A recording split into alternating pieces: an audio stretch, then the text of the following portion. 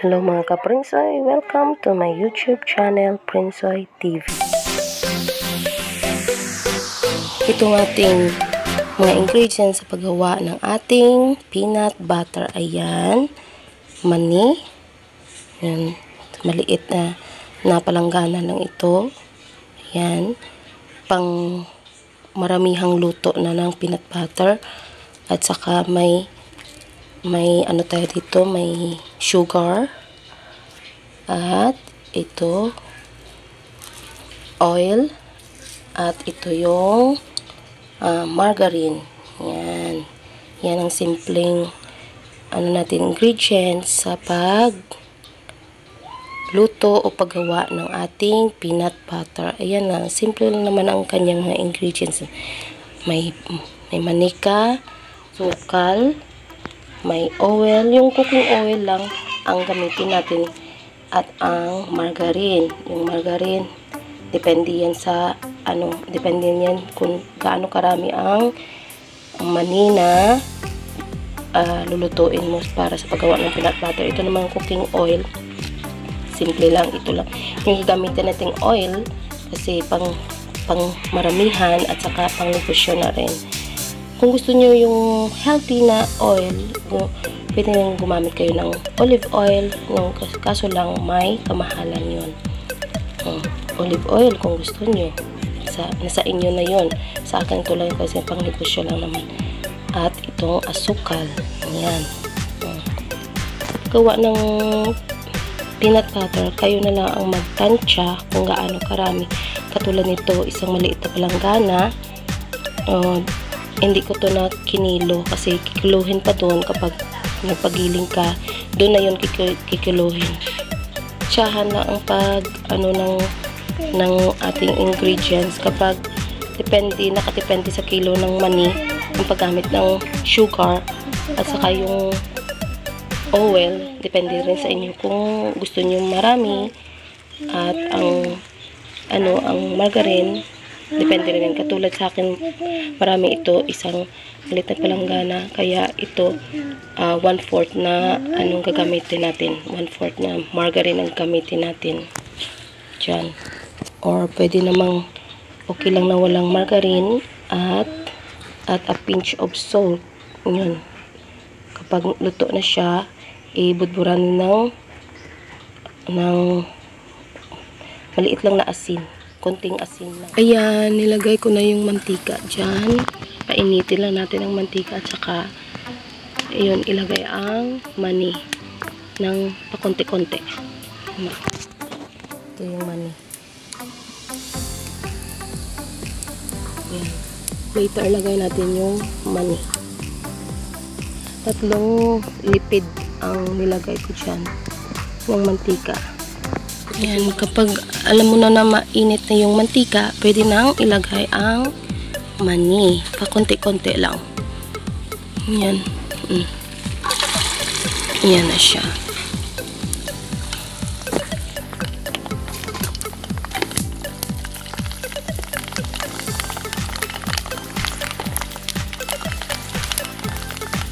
Haluin lang yan ng haluin.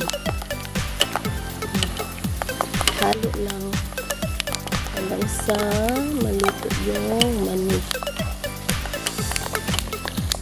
Kahoy lang yan ginamit natin. Yan lang ang apoy. Ayan na, malapit na yan maluto. Kapag tumatalsik na siya, be careful lang sa talsik ng mani at sa mantika. Pag nagtalsik na at tumatanggal na yung niya, yung balat niya, ayun, luto na yun. Pero ito, hindi pa. Malapit pa lang. Ito yung the first thing to do talaga, na lutuin muna yung mani para magkaroon tayo ng masarap na yummy peanut butter. Ayan. Non-stop ang paghalo nito. Haluin ng haluin hanggang sa maluto. First batch pa lang ito. Pang maramihang luto ang ating niluto for today. Ayan. Yan ang iba nagtatanggal na ng kanilang mga balat. Ayan. Ito ay pangalawa na. Unti-unti lang tayong luto nito. yung isang palanggana, hinati ko sa tatlo. Lutuan. Ayan. Plus tatlo. Yung una na parang na-overcook siya. So, okay lang yan. Third ang last.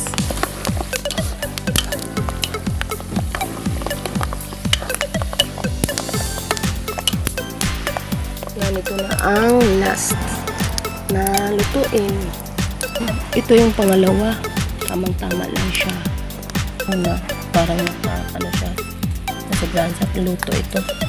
Okay lang yan. Combine lang natin sa tamang luto. Pangatlo. Yan. Yan, luto natin ang trapo natin. Luto. Yan, kulang natin. Combine natin dito.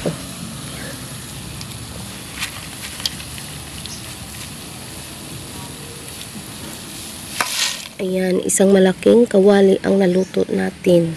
Ayan. Pakunti-kunting luto lang.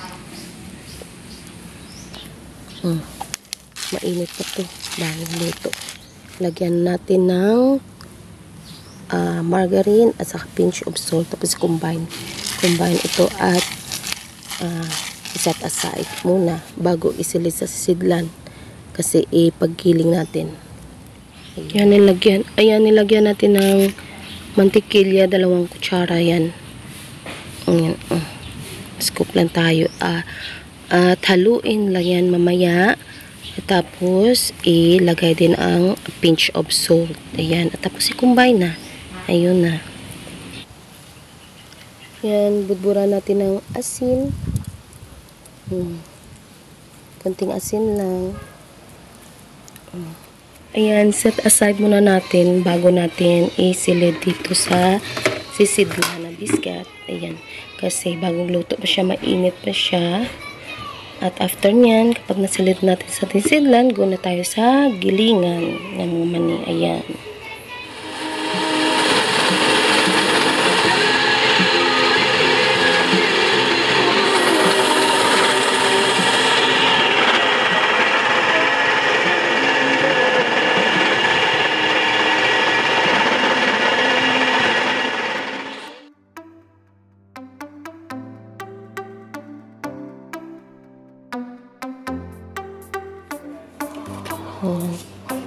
Haluin natin hanggang sa ilalim.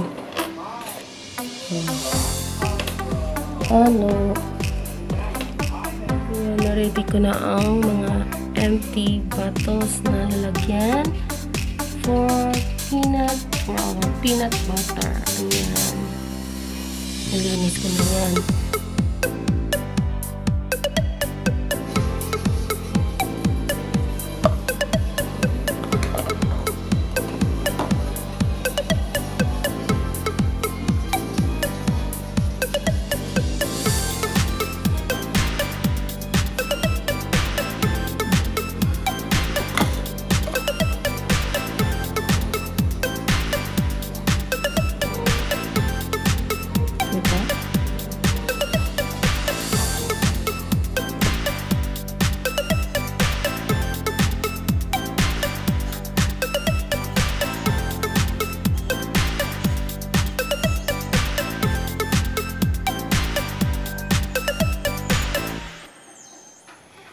Ayan, ito na ang nagawa kong peanut butter. Ayan na 3, 6, 9, 12, 15, 18, 21. Nagawa ko ng 21 plus yung tatlo na nabili kanina. Ayan, 24 lahat-lahat. Ayan, sabi ko nga, yun ang isang ganun, isang balde na hindi rin masyadong puno. Ayan, 24 pieces na bottle ang magawa. 24 to 30 pieces ang magawa. Ayan i-seal ko yan ng puti na ganito. Ayan lang, simple lang yan. Okay na.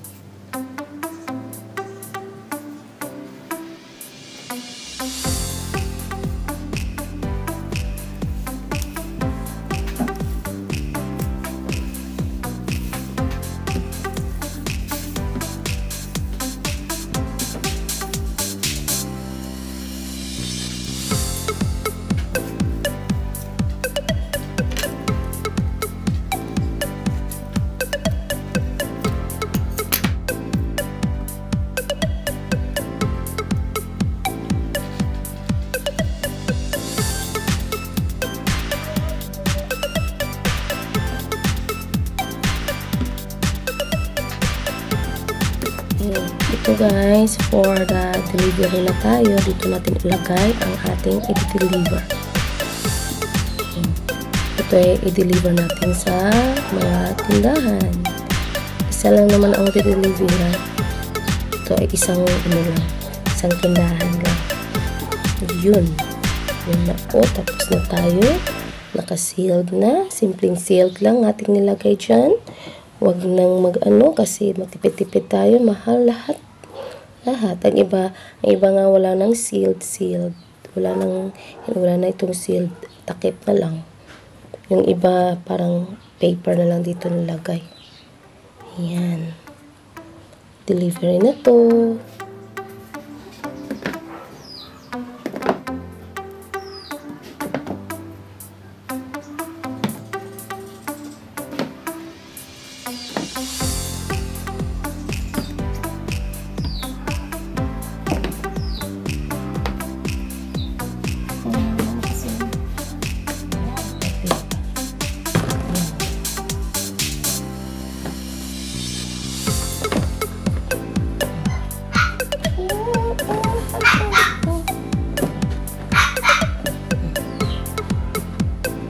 Yan, for the delivery na to ang ating peanut butter. Ayan. Later, deliver ko na to.